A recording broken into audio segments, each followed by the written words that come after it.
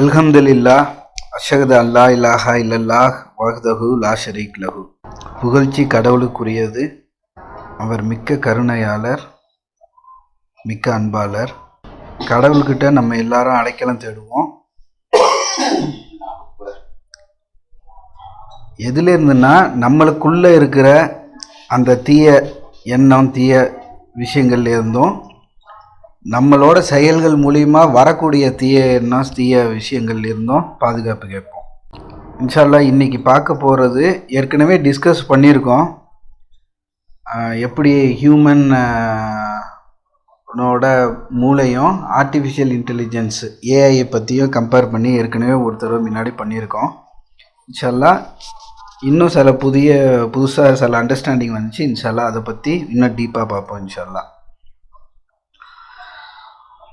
சப்ஜெக்டோட title என்னன்னா the human mind, நம்மளோட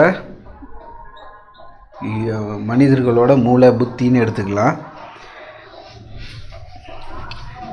இப்போ ஆர்டிஃபிஷியல் இன்டெலிஜென்ஸ் ஏஐன்னு இப்போ எல்லாருமே இப்போ மோஸ்ட்லி இப்போ யூஸ் பண்ண ஆரம்பிச்சிட்டோம். இல்லை நிறைய பேர் புதுசாக யூஸ் பண்ண புதுசாக எப்படி ஒரு இன்டர்நெட்டுங்கிறது பெரிய ரெவல்யூஷனை கொண்டு வந்துச்சோ அந்த அளவுக்கு அதை விட அதிகமாகவே இந்த ஏஐ ஆர்டிஃபிஷியல் இன்டெலிஜென்ஸுங்கிறது எல்லாத்துலேயுமே வந்துருச்சு. இப்போ ஈவன் இப்போ லைட் பல்பு, ஃபேனில் கூட ஏஐ இன்டெகிரேட்டடு, ஆர்டிஃபிஷியல் இன்டெலிஜென்ஸோடு வர்றது. ஈவன் ஹோம் அப்ளையன்சஸ், இப்போ டிவி, ஃப்ரிட்ஜு, வாஷிங் மிஷின், இதெல்லாம் கூட இப்போ ஆர்டிஃபிஷியல் இன்டெலிஜென்ஸில் உள்ளே வருது. இப்போ போக்குவரத்துன்னு பார்க்கும்போது அதுலேயும் ஆர்டிஃபிஷியல் இன்டெலிஜென்ஸ் இப்போ எல்லா துறைகள்லையுமே இந்த ஏஐங்கிறது பரவி வருது. எல்லாருமே அதை அதிகமாக கற்றுக்க ஆரம்பிக்கிறோம், அதை எப்படி யூஸ் பண்ணுறதுங்கிறதுலாம்.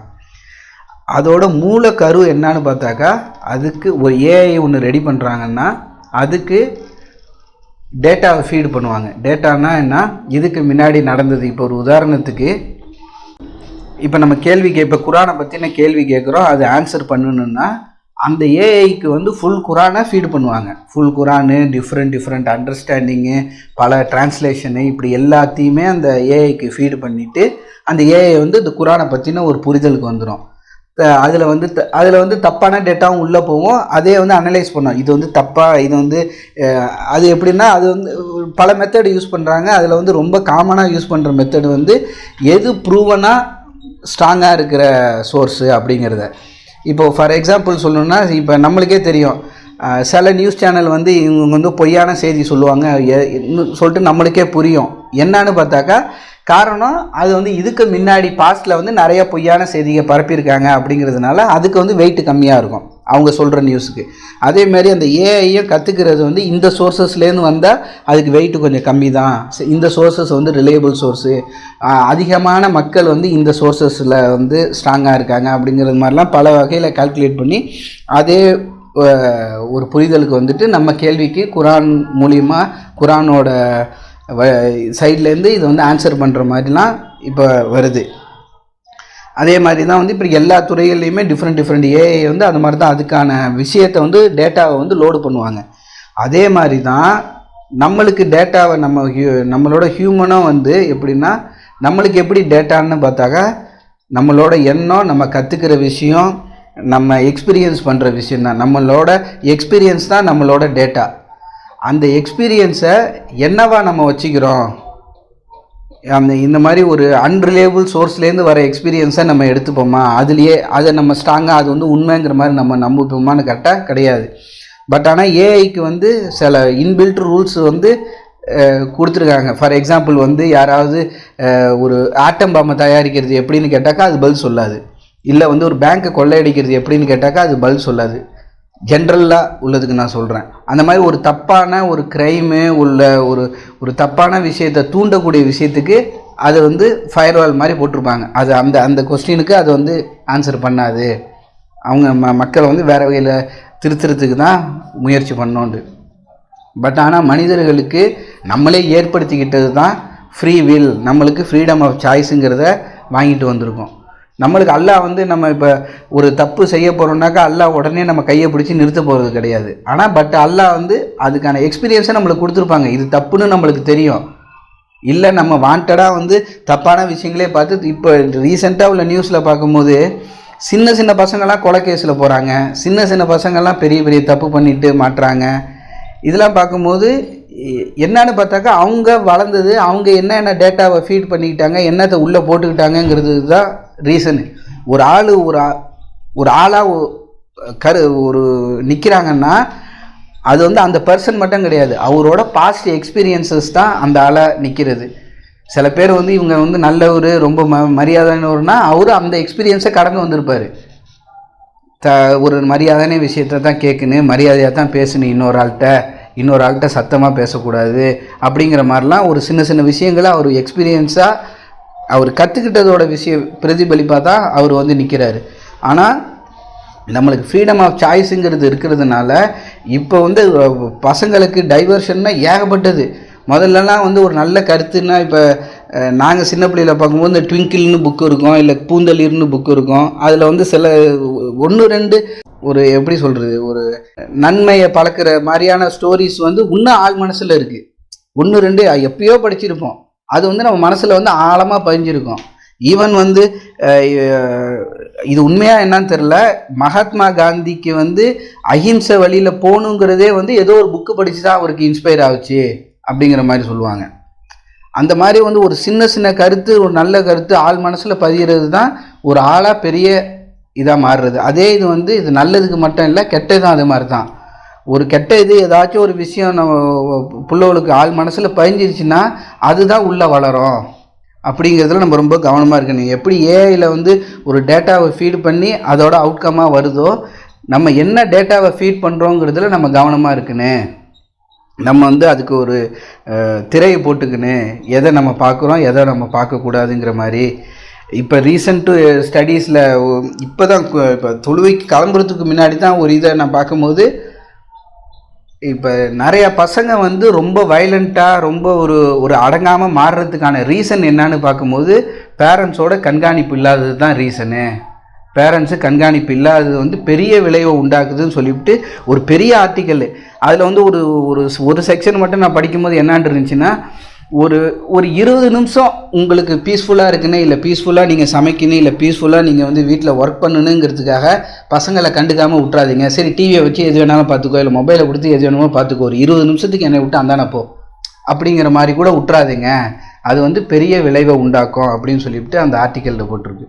ஸோ இதில் வந்து நம்ம ரொம்ப கவனமாக இருக்க வேண்டியது. ஏன்னா பசங்களுக்கு இப்போ டைவர்ஷனுங்கிறது ஏற்கனவே பல தடவை நம்ம பேசுனது, டைவர்ஷனுங்கிறது ஏகப்பட்டது. அதே மாதிரி கெட்ட விஷயந்தான் அதிகமாக கொட்டி கிடக்கு. கெட்ட விஷயம்னா ஒரு ஆளை வந்து இப்போ பசங்களுக்கு வந்து ஒரு கேமிங்கில் இன்ட்ரெஸ்டட்னா அந்த கேமிங்லேயும் வந்து முன்னாடி இருந்த மாதிரி ஒரு நல்ல கேமு ஒரு கொஞ்ச நேரம் விளையாடுறோம் முடியுது அந்த மாதிரி இருக்காது. அந்த கேம்லேயும் வயலன்ஸு, அந்த கேம்லேயும் போய் இன்னொரு ஆள்கிட்ட போய் திருடுறது, அந்த கேம்லேயும் ரத்தம் சொட்ட தெரிக்கிறதுங்கிற மாதிரிலாம் அதெல்லாம் வந்து மனசுக்குள்ளே பிள்ளைகளுக்கு பதிகிறது. இன்னைக்கு ஒரு நியூஸ் தான் பார்த்தேன், ஒரு 10 வயசு பையன் கத்தி எடுத்து அவங்க அப்பாவை கத்தி எடுத்து குத்திட்டான்னு நியூஸு. காரணம் என்னன்னு பார்க்கும்போது அவனுக்கு வந்து அதோட விளைவு என்னங்கிறது தெரியல. அவன் பழகினது இது எல்லாமே ரத்தம் தெரிக்கிறதுலாம் வந்து ஒரு அது வந்து பெரிய ஒரு மனசு வலியை உண்டாக்கக்கூடிய விஷயமா அவனுக்கு இல்லை. அதே மாதிரி தான் இப்போ ரீசெண்டாக நியூஸில் சொல்லும் போது ஏதோ ஒரு பைக்கில் ஒரு 3 பேரோ 4 பேரோ ஒரு பசங்க, எல்லாம் என்னென்னா காலேஜ் படிக்கிற மாதிரியான பசங்க தான், ரோட்டில் வந்து ஏதோ பைக்கில் ரேஷ் டிரைவிங் பண்ணியிருக்காங்க. 2 பேர் ஏதோ பேங்க் எம்ப்ளாயிஸ் 2 பேர் அங்கே நின்றுட்டு இருந்திருக்காங்க, கொஞ்சம் வயசானவங்க. அட்வைஸ் பண்ணியிருக்காங்க இப்படிலாம் போகாதீங்கப்பா அப்படின்னு சொல்லிவிட்டு. அவங்க 2 பேரையுமே கல்லாலேயே அடித்து சாவடிச்சாங்கன்னா எத்தனை தடவை அடிச்சிருப்பாங்க கல்லால். அந்த ஒரு அந்த பசங்களுக்கு வந்து அந்த ஒரு ரத்தம் வருதே அப்படிங்கிற ஒரு எண்ணம் வரல. அதுலேயும் வந்து இன்னொரு இடத்துல நியூஸ்லாம் பேசும்போது அந்த இன்னொரு இடத்துல பசங்க வந்து ஏதோ கத்தியால் வெட்டியே சாவடிக்கிறாங்க அப்படிங்கிற மாதிரிலாம். இதெல்லாம் வந்து அந்த பசங்களுக்கு மனசுக்குள்ளே அந்த ஒரு ஆள் மனசில் வந்து ஒரு வலி மாதிரி வரோம்ல, அல்லாவே பாவம் அப்படிங்கிற மாதிரி ரத்தம் வருது கஷ்டப்படுறாங்க அப்படி இதோட வேணாம். அப்படி சண்டை போட்டால் கூட ஒரு ஆளை அடிச்சுட்டு அவங்களுக்கு ரத்தம் சொட்டுதுங்கும் போது சண்டையிலேருந்து கொஞ்சம் விலகிறதுக்கு தான் இதாக இருக்கும். ஆனால் அந்த அளவுக்கு அவங்க மனசுக்குள்ளே இவ்வளோ இது அவங்க அதெல்லாம் அவங்களுக்கு வந்து அஃபெக்ட் ஆகலைங்கிறது வந்து ரொம்ப வேதனை நினைக்கக்கூடிய விஷயமா இருக்குது. இதுக்கு எல்லாமே காரணம் என்னன்னா, அவங்க என்னத்தை எக்ஸ்பீரியன்ஸ் பண்ணாங்க, என்னத்தை கற்றுக்கிட்டாங்க, என்னத்தை பார்த்தாங்க, என்னத்தை அவங்க பார்த்தாங்க. அதாவது அவங்களோட பேரண்ட்ஸு பேசிக்கிறதா இருக்கட்டும், இல்லை அவங்க வந்து மற்றவங்க நெய்பர்ஸ் கூட எப்படி நடந்துக்கிறாங்கங்கிறத பொறுத்து இருக்கும், இல்லை அவங்க என்ன ஃப்ரெண்ட்ஸுக்கிட்ட என்னத்தை பற்றி டிஸ்கஸ் பண்ணுறாங்க, அவங்க ஃபோனில் எந்த சப்ஜெக்டை பற்றி பார்க்குறாங்க, இது எல்லாமே உள்ளடக்கம்தான் அந்த விளைவோட ரிசல்ட்டு அந்த மாதிரி வந்திருக்கு. ஸோ நம்ம ரொம்ப கவனமாக இருக்க வேண்டியது, அல்லாஹ் வந்து ஃப்ரீடம் ஆஃப் சாய்ஸ், எகைன் நான் சொல்கிறேன், அது அல்லாஹ் நம்மளுக்கு தேர்ந்தெடுக்கும் சுதந்திரத்தை கொடுத்துருக்காங்க.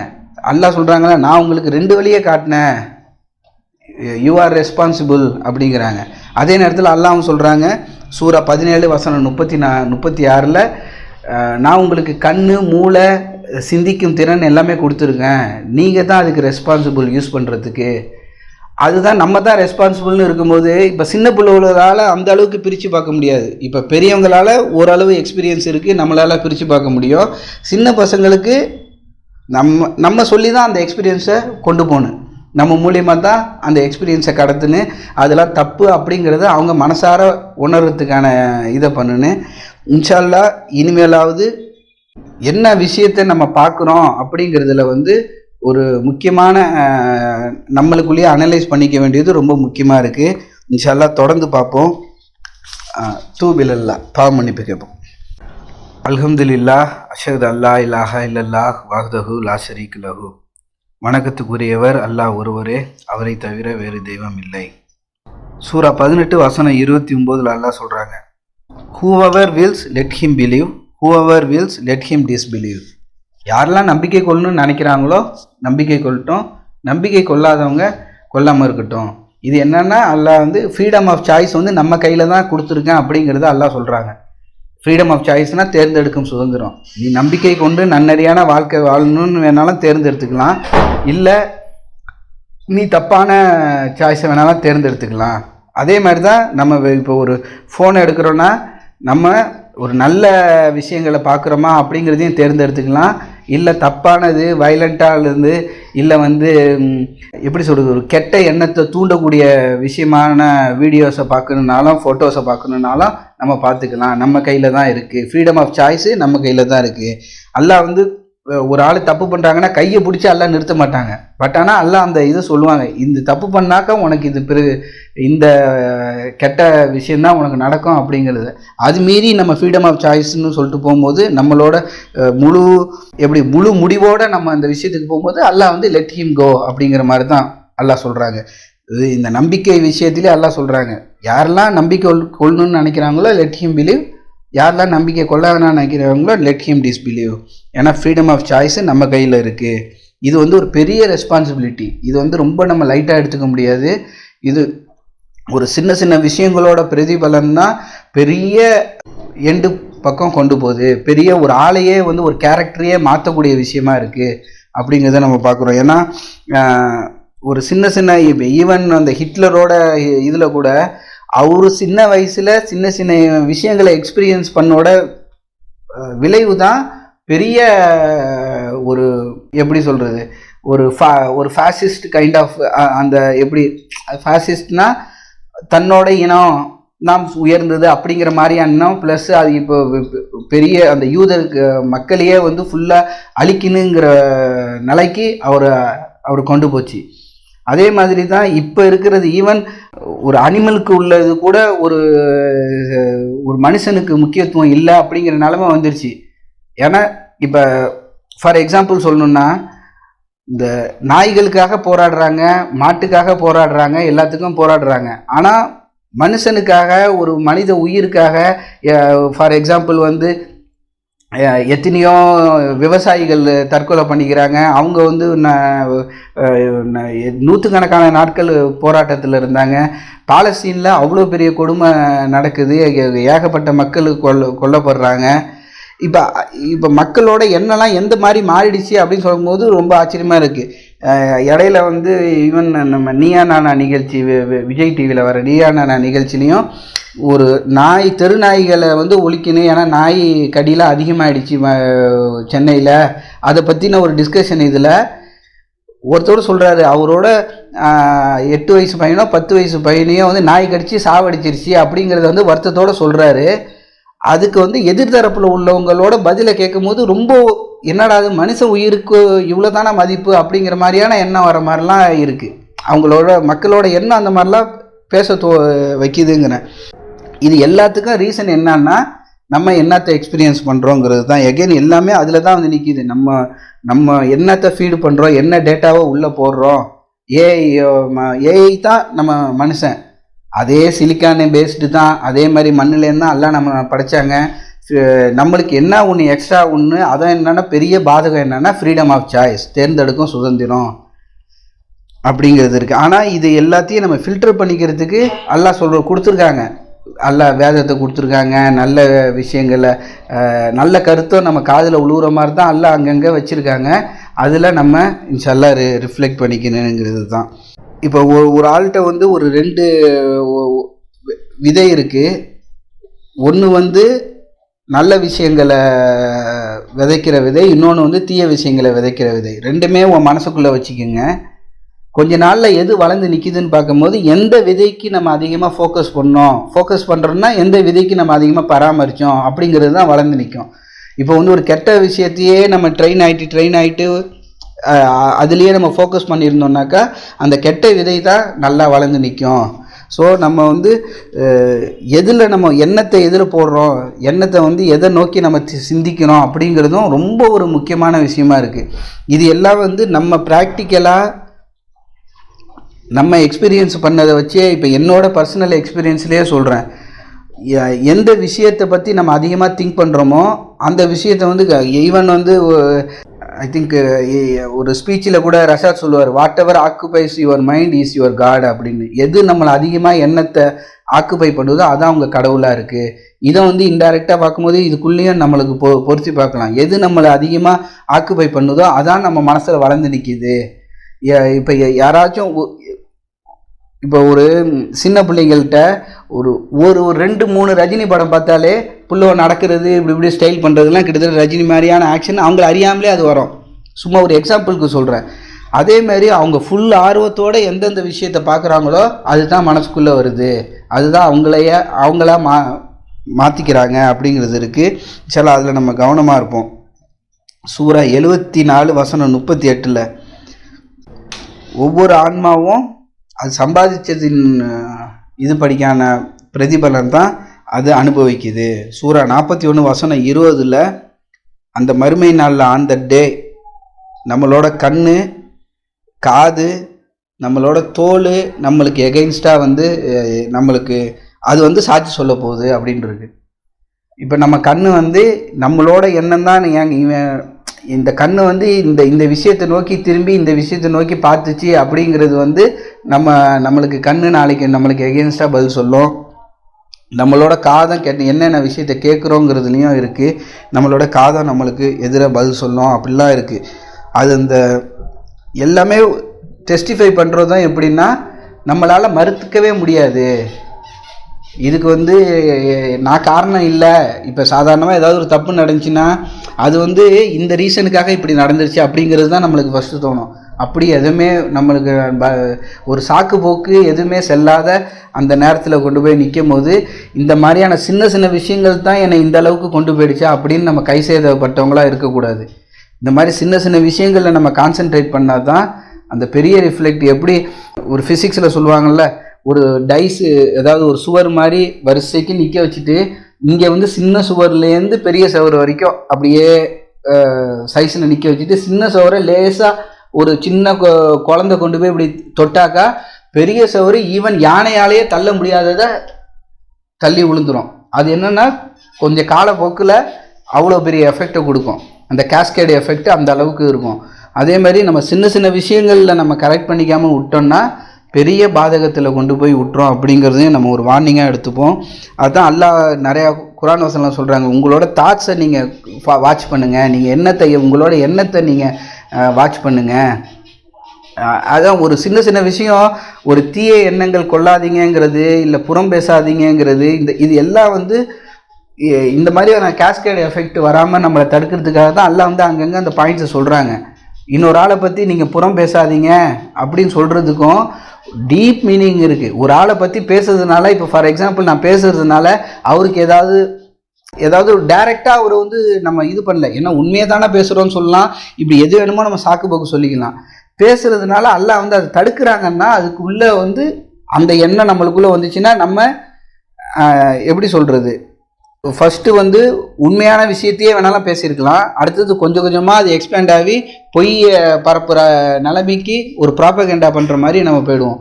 எது நம்மளுக்கு சாதகமோ அதுக்கு தகுந்த மாதிரியான இதை மட்டும் வெளியில் பரப்பி ஒன்று, அந்த மாதிரியெல்லாம் நம்ம மூளை அந்த மாதிரிலாம் வேலை செய்யும் நேச்சுரலாகவே. இப்போ நம்மளுக்கு ஒரு விஷயம் நடக்கணுன்னா அதுக்கு இப்படிலாம் நம்ம வேலை செய்யணுங்கிறது இன்டைரக்டாக நம்மளுக்கு தோண ஆரம்பிச்சிடும்.